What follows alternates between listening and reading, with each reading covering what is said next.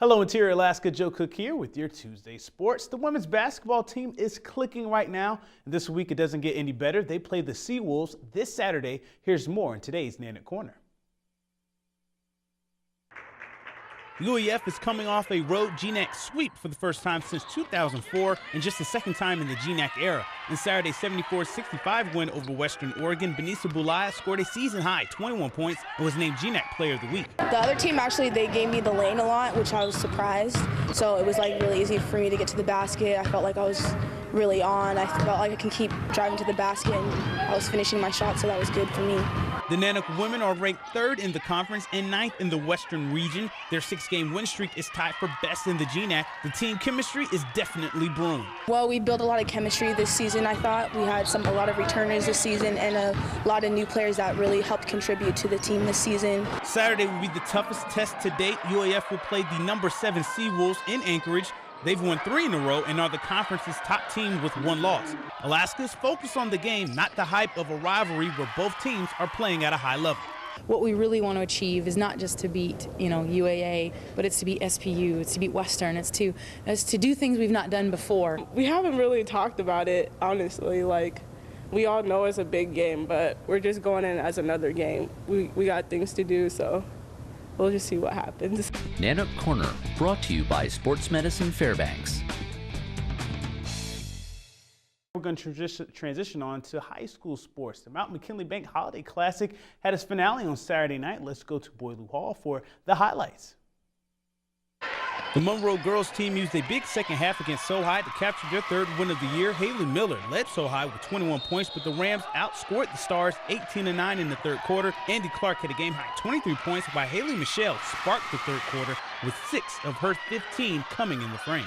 This is our first win in this tournament in 4 years. I think it's really exciting. Could have done it without our coaches, our whole team. It was a big effort. The Colony girls won the title game 46-40 over K-High. Faith Ferris had a game-high 18 points for Colony in the win. In the boys' final, Monroe went up against Colony. The Rams got off to another great start thanks to an energized crowd. Monroe was up 8 at the break. The Knights were down just 5 in the 4th, but the Rams went on a 17-3 run and win the Mount McKinley Bank title 63-53 over the Knights. JT Mender hit some big shots. He had 14 points, and Mike Cluding had a game-high 24 points. Jalen McCullough was named tournament MVP. I think this tournament was a confident booster and a statement builder. I just think we came out here, we handled our business, and we just did what we did, man. After winning 3 straight games, winning the tournament, how do we handle success? And that's a challenge. Not every team can handle that. We get to find out now whether we can or can't. And it's always great to do things with your best friend, catch a movie or go on a vacation together, etc. West Valley Juniors Ruthie Hebert and Danny Hornbuckle achieved career milestones on the same day. Their best friends reached 1,000 career points on Saturday. Hebert reached the 1,000-point mark after a 38-point performance in the 67-42 win over the Palmer Moose in the Elks tournament title game. Hornbuckle was 48 points away. He scored 60 points in 2 games, including a 41-point game against the East in the Joe Floyd semis. The boys team beat Mount Edgecombe 72-57 for the Joe Floyd title. Hornbuckle and Hebert were named MVPs in their tournaments as well. Here are some other B-ball tournament results. Hebert, Amber Schmidt, and Carly Marquez were all Elks picks. North Pole Shane Hurst was also all Elks. The Lathrop girls took 3rd place in the Joe Floyd tournament, defeating Mount Edgecombe 63-60 Saturday.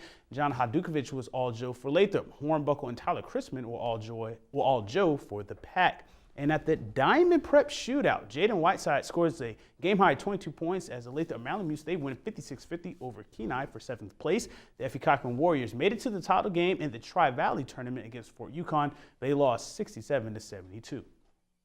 In high school hockey, over the weekend, the West Valley Wolfpack faced the Diamond Lynx. No interior teams beat Diamond during the week, but they met their match on Saturday. The first period went scoreless, but the Wolfpack, they would score 3 in the 2nd period, including what ended up being the game winner. Stash Skorowski to Zach Saveride, who gets it right past Chris Garden line, the netminder for Diamond. Kill Simon, he made 33 saves for West Valley. And the Wolfpack, they win 3-2 over Diamond. They've won 3 straight games. In the high school wrestling on Saturday, South Anchorage won the John Tobin Invitational. The Wolverines, they won pretty handily with 205 points. Wasilla was second with 149, and North Pole, the host, they They were third with 142. Lathrop was fourth at 107, and West Valley, they finished eighth in the 11-team field. Dew Rogers, he won the 138-pound title for the Pats.